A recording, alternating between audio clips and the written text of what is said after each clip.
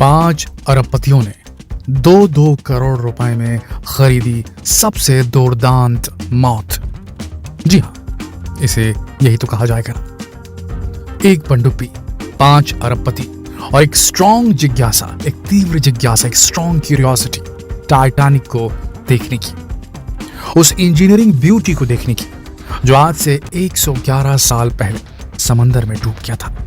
उस वक्त भी, डूबने से पहले भी वो आकर्षण का केंद्र हुआ करता था और डूबने के बाद तो लोग उस पर उसकी एक झलक देखने के लिए 2-2 करोड़ रुपए की बोली तक लगा देते हैं। ऐसा क्या है टाइटैनिक के उस मलबे में कि लोग अभी भी खींचे चले जा रहे हैं टाइटैनिक की तरफ। रईस, धनाढ्य, समझदार, बैलेंस माइंडेड लोग अपनी जान इस तरीके से जोखिम में कैसे डाल दे रहे हैं?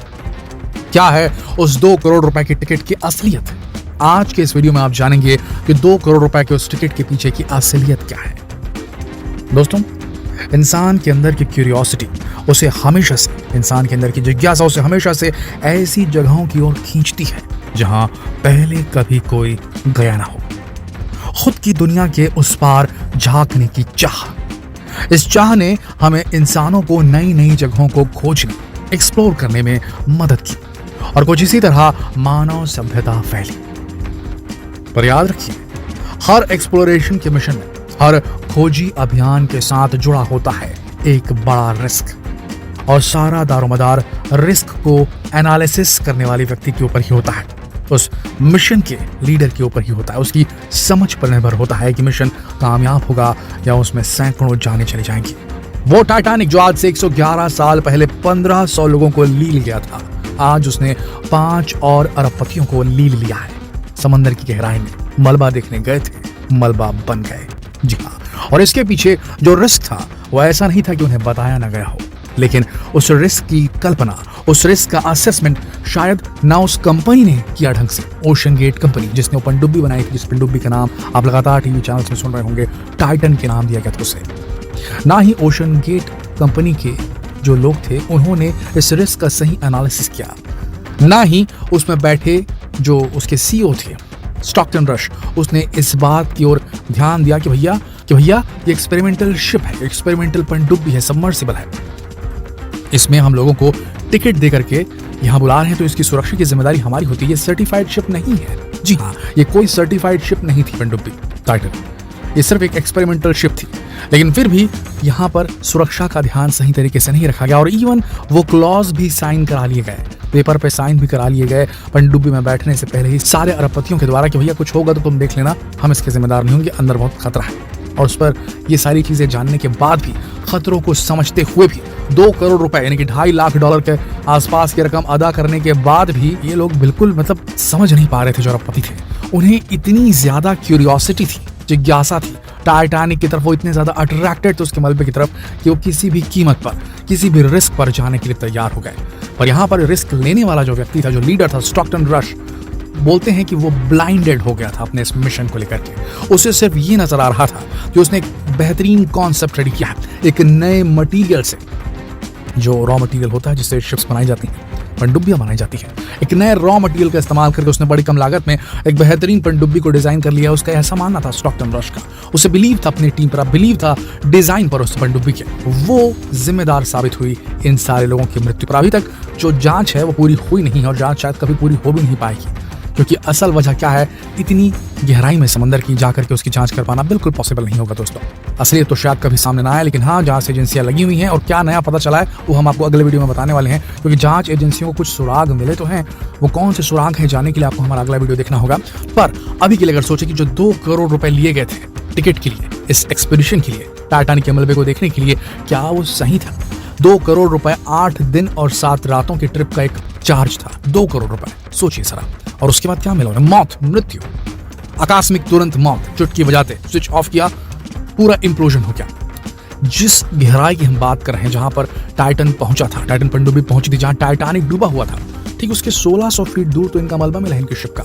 उस जगह के दबाव की अगर हम बात करें तो वहां इंसान अगर बाहर निकल जाए पानी में गलती से, वैसे तो निकल ही नहीं पाएगा, निकलते साथ वो इम्प्लोड हो जाएगा।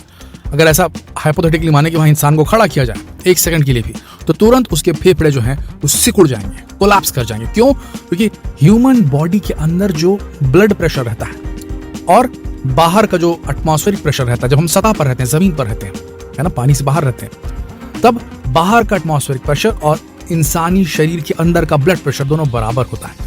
लेकिन जब हम क्रश डेप्थ्स में उतर जाते हैं, यानी कि डीप वाटर्स में, डीप ओशन में उतर जाते हैं, तो हमारे शरीर के अंदर का ब्लड प्रेशर तो सेम रहता है, लेकिन बाहर से पड़ने वाला जो एटमॉस्फेरिक प्रेशर रहता है वो कई गुना ज्यादा बढ़ जाता है, क्योंकि हमारे सर के ऊपर में कई किलोमीटर ऊपर तक पानी रहता है। तो उस पानी का दबाव भी तो रहता है ना, वो दबाव इतना तेज होता है कि हमारे फेफड़े ना फैल पाते हैं, ना सिकुड़ पाते हैं, और सीधा कोलैप्स होते हैं, फट से बिल्कुल अंदर की तरफ कोलैप्स, फट जाते हैं।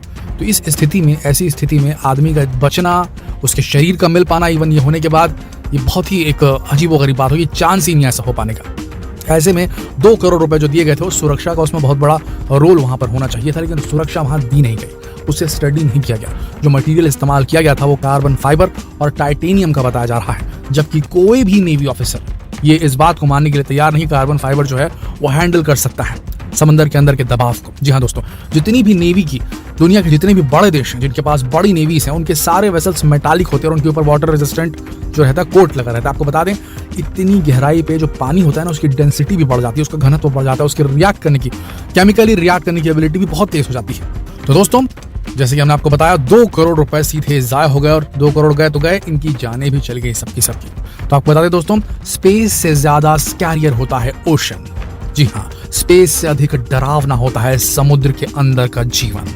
वहां रहना मुश्किल है, वहां ना लाइट जाती है, और वहां का तापमान 1 डिग्री सेंटीग्रेड से भी नीचे जा सकता है। 1 डिग्री सेंटीग्रेड तो रहता ही रहता है। दबाव इतना तेज, अथाह दबाव, अंधेरा, वहां पर कोई चांस नहीं है सर्वाइवल का। इवन मूवमेंट करना बहुत मुश्किल होता है। ऐसी स्थिति में छोटी सी पनडुब्बी क्या ही सर्वाइव करेगी, जरा सोच के देखिए आप। सबसे बड़ी बात आपको ये बता दें कि जो स्पेस एक्सप्लोरेशन होता है, उसको एक्सप्लोर करने का चार्ज समझ लीजिए कम होता है उस चार्ज से जो कि ओशन को एक्सप्लोर करने के लिए लगता है। यानी कि आपको समंदर के अंदर खोजी काम करना है तो आपको ज्यादा पैसा लगेगा बनिस्पत अंतरिक्ष में खोज करने की। इसीलिए जो ह्यूमन टेक्नोलॉजी है, ह्यूमन टेक्नोलॉजी जो है, वो ह्यूमन साइंस भी जो है, वो अंतरिक्ष की ओर ज्यादा फैला है समंदर की बनिस्पत, क्योंकि हमारे पास जो फंड्स अवेलेबल है, हर देश के पास अलग अलग फंड्स अवेलेबल, वो सब के सब एरोनॉटिक्स पे लगा रहे हैं पैसा अपने। ओशनोग्राफी पे कम पैसा लगा रहे हैं, क्योंकि वहां पर एक तो वहां से कोई चीज एक्सट्रैक्ट करके बाहर निकालना बेहद मुश्किल है, वहां पर सर्च करना, रिसर्च करना बेहद मुश्किल है। इस बात को जानते हुए भी अगर कुछ लोग इतनी ज्यादा रकम अदा करते हैं टाइटैनिक के उस खूबसूरत मलबे को देखने के लिए, तो भैया हम तो यही कहेंगे कि ऐसा क्या बना दिया हम इंसानों ने, जो आज से 111 साल पहले लोगों को अट्रैक्ट करता था। घमंड था उस वक्त के लोगों को, ये कहना उनका था कि टाइटैनिक कभी डूबेगा नहीं, लेकिन 5 दिन के अंदर डूब गया था। जी हाँ दोस्तों, ये भी कहा जाता है कि वो बर्फ की चट्टान से टकराया था, लेकिन बाद में पता चला कि वो टाइटैनिक के ऊपर आग लग गई थी, जिसकी वजह से वो डूबा था। तो घमंड कहीं टिकता नहीं, आज वो घमंड का ही वो मलबा बचा है नीचे।